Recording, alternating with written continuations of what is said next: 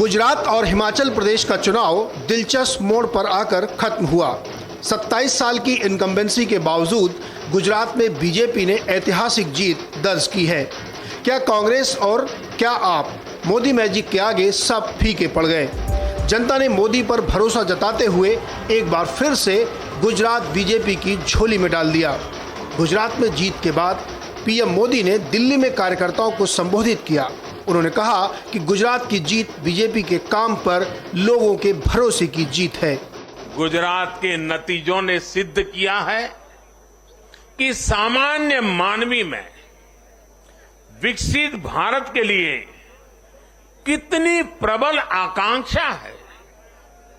संदेश साफ है, जब देश के सामने कोई चुनौती होती है तो देश की जनता का भरोसा भाजपा पर होता है।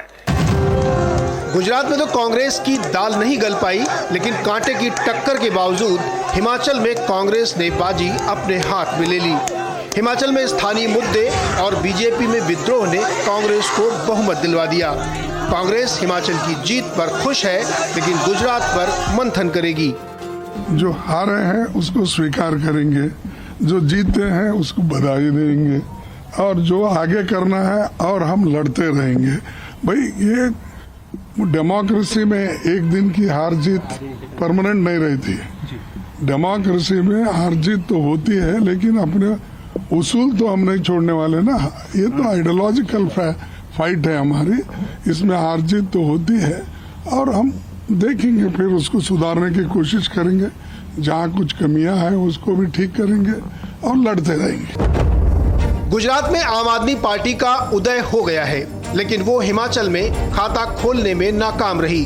गुजरात में कांग्रेस को जबरदस्त नुकसान पहुंचाकर आम आदमी पार्टी अब राष्ट्रीय पार्टी बन गई है। एमसीडी चुनाव जीतने के बाद भी आपका जोश हाई है। गुजरात एक तरह से बीजेपी का गढ़ माना जाता है।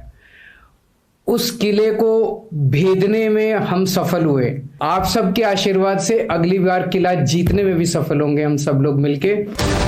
5 राज्यों की 6 सीटों पर विधानसभा उपचुनाव के नतीजों ने भी चौंकाया। बीजेपी ने बिहार की कुर्नी सीट पर जेडीयू के उम्मीदवार को हराकर जीत दर्ज की। यूपी के रामपुर में भी शुरुआत से आगे चल रहे सपा उम्मीदवार को हराने में भी बीजेपी कामयाब रही। राजस्थान और छत्तीसगढ़ में कांग्रेस ने एक सीट जीत ली है, जबकि ओडिशा की एक सीट बीजेडी की खाते में गई।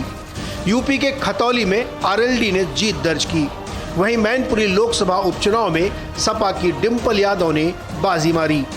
चुनावी दंगल फिलहाल खत्म हो गया है, लेकिन सवाल यह है कि गुजरात में बीजेपी की रिकॉर्ड जीत के मायने क्या है? इन नतीजों में 2024 के लिए क्या कोई संदेश छुपा है?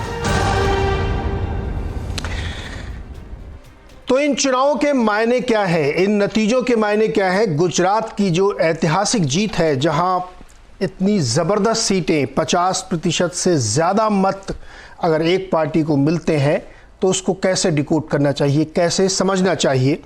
हालांकि बीजेपी ने हिमाचल प्रदेश में लूज़ किया है। 0.9% की वोट कम मिले और सीटों का अंतर काफ़ी हुआ, जिसकी वजह से वो हारे। तो आज इसी पे बातचीत करेंगे कि इस जीत के मायने क्या है, इसको कैसे डिकोड करें और आने वाले समय में किस तरीके की राजनीति करवट लेने वाली है। बातचीत करने के लिए हमारे साथ जो मेहमान हैं, मैं आपको उनसे परिचय करा देता हूँ। बीजेपी के प्रवक्ता शलभमणि त्रिपाठी हमारे साथ जुड़ रहे हैं। कांग्रेसी प्रवक्ता रिटायर्ड विंग कमांडर अनुमा आचार्य हैं हमारे साथ। आम आदमी पार्टी की तरफ से ओम कोतवाल, सी वोटर के एडिटर खालिद अख्तर, वरिष्ठ पत्रकार हर्षवर्धन त्रिपाठी, न्यूज 18 के मेरे सहयोगी सीनियर एडिटर प्रतीक त्रिवेदी और राजनीतिक विश्लेषक कार्तिकेय बत्रा भी हमारे साथ जुड़े हुए हैं। आप सबका बहुत बहुत स्वागत है इस खास चर्चा में। 3 नतीजे आए पिछले 2 दिनों में, जिसमें एक सबको मिले, एक तीनों पार्टियों के। लेकिन गुजरात की जीत बेहद अलग है, बेहद खास है, इसलिए उसकी चर्चा सबसे ज़्यादा हो रही है और होनी भी चाहिए, क्योंकि 27 साल, रादर इसको 7वीं नहीं बल्कि 8वीं में कहूँगा, क्योंकि जब उससे पहले का भी एक चुनाव था जब जनता दल और बीजेपी की जेवी सरकार वहाँ थी, वो भी अगर आप जोड़ लें तो लगातार 8वीं है ये।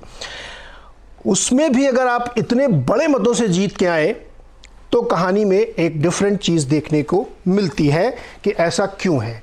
डेफिनेटली इसमें कोई शक नहीं कि नरेंद्र मोदी जी की ज़बरदस्त लोकप्रियता और लोगों का उनके प्रति जो प्रेम है वो वोटों में कन्वर्ट होकर हमारे सामने आया। शलभ मणि जी, बहुत बहुत बधाई है आपको एक बहुत ही शानदार जीत के लिए।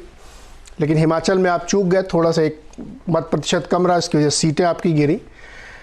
कैसे डिकोड करेंगे इन दोनों जीतों को मिला के? आप समझाइए, आप कैसे ले रहे हैं इस चीज़ों को? बहुत धन्यवाद आपको, और ख़ास तौर पे हम सब की तरफ से, भारतीय जनता पार्टी की तरफ से गुजरात की जनता का बहुत धन्यवाद, हिमाचल की जो महान जनता है उनका भी बहुत धन्यवाद। और निश्चित तौर पे आपने अपनी बात में भी ये कहा कि 0.9% के करीब वोट जो शेयर है उस पर अंतर है हिमाचल के भीतर। हिमाचल प्रदेश में आप देखिए, आमतौर पे जो एक हमेशा से एक परंपरा रही, ट्रेंड रहा, राजनीतिक जो रिजल्ट आते रहे, आप देखिए कि एक बार के बाद दूसरी सरकार बदलती थी, दूसरी सरकार आती थी, लेकिन जो अंतर होता था वो हमेशा बहुत बड़ा अंतर होता था। इस बार भारतीय जनता पार्टी और कांग्रेस के बीच में जो वोट शेयर का अंतर है वो 1% से भी कम है। बहुत जगहों पे बहुत मार्जिनल वजहों से, बहुत मार्जिनल वोट से भारतीय जनता पार्टी पीछे रह गई, और इसलिए अब मानते हैं कि नहीं, हिमाचल की जनता ने भी बहुत आशीर्वाद दिया। हम बिल्कुल उस जो रिजल्ट आया उसको स्वीकार करते हैं और उसके लिए भी धन्यवाद देते हैं। गुजरात की जो जीत है वो अपने आप में आप देखिए, 56 इंच का सीना लेकर गुजरात के निकले सपूत थे, उनके नेतृत्व में चुनाव हुआ और 156 सीटें भारतीय जनता पार्टी को मिली।